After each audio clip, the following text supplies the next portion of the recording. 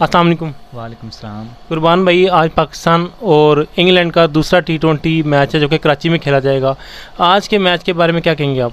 इंशाल्लाह आज भी इंग्लैंड ही जीतेगा इंशाल्लाह। इंग्लैंड जीतेगा। जी। क्या बात है, किट आपने पाकिस्तान की पहनी है, स्पोर्ट आप इंग्लैंड की कर रहे हैं। बस वो फेवरेट टीम है। फेवरेट टीम है। जी। तो पाकिस्तानी प्लेयर्स के लिए कोई सबक दें आप कि वो जीतना स्टार्ट करें, आगे वर्ल्ड कप की भी तैयारी है। पाकिस्तान के प्लेयर ही नहीं अच्छे, इसलिए स्पोर्ट नहीं मैं उन्हें करता हूँ, क्योंकि जो प्लेयर खेलने वाले हैं शोएब मलिक है, हालांकि वो बहुत अच्छे हमारे प्लेयर हैं, लेकिन उन्हें उसे मौका ही नहीं दिया जा रहा। तो फिर इसी तरह ही होना है, फिर पाकिस्तान ने हारना ही है। क्या लगता है 7-0 से पाकिस्तान हारेगा? इंशाल्लाह ऐसे ही होगा। यानी कि क्लीन स्वीप करके जाएगा इंग्लैंड जो है पाकिस्तान के अंदर। इंशाल्लाह इसी तरह ही होगा, क्योंकि सारे सिफारिश पर खेल रहे हैं प्लेयर पाकिस्तान में।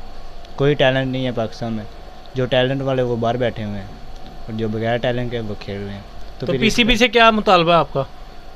तो यही है कि रमीज राजा इस टाइम चेयरमैन है। उन्हें चाहिए कि टैलेंट को देखना चाहिए ना।